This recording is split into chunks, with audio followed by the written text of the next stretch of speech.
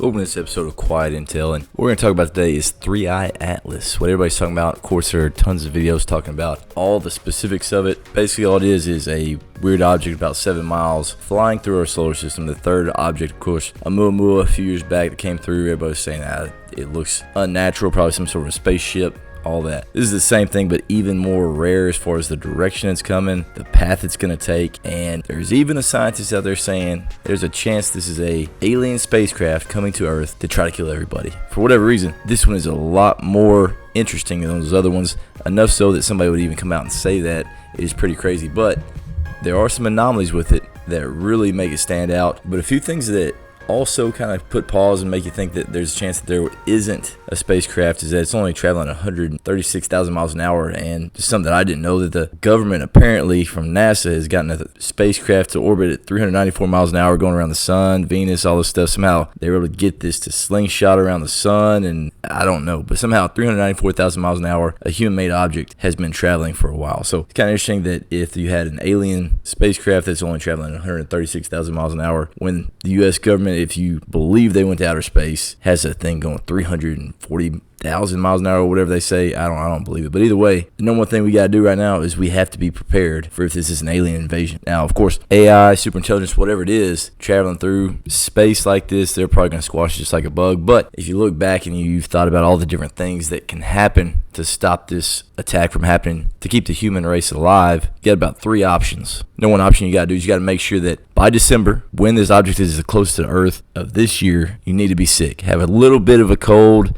something that's probably not debilitating, but somewhat of a cold. You're going to have one shot at this. Whenever the aliens come to, vaporize you or whatever, sneeze on them, cough on them, rub some snot on them, whatever it is, throw something, bodily fluids on them. I don't care what it is. Just something from your body onto the alien.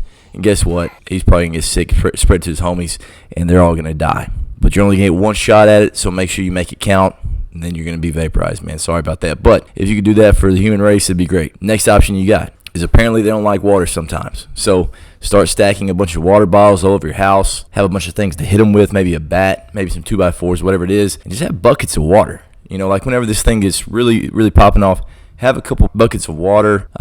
Whatever you're doing, just make sure, again, there is water all over the place. Probably have a water gun. That would probably be helpful as well. Water balloons stationed in key spots. Let's make sure we're doing that all over the place, so whenever those aliens do show up, they'll at least get wet. I don't know if they're going to actually melt to death or whatever, but the key is, it's one of those things, if you ever gone out and you got your socks wet, maybe they got socks, and, even if they don't melt, maybe those socks get so wet that they decide this isn't worth it, and they just go to the next planet. All right, so those are 2 options so far. Get sick, cough on an alien, dump water on an alien, make their socks wet, at the very least. And then the last thing you gotta do, guys, when those spaceships come down, there's going to be a signal at some point to say, hey, their shields are down. I can't tell you exactly what the signal is going to be. I don't know what it is right now, but you're going to have to talk to all your uncles. Like every single family's got that crazy uncle that's just doing dumb stuff. He's got maybe a Sea-Doo they likes to go around and act wild with. Maybe he's got a four-wheeler. Maybe he's got a Jeep, whatever it is. He's got to start building ramps now. We can't build ramps to jump these into the spacecraft whenever they're already here. It's not going to happen. They got to start building them now. Now, of course,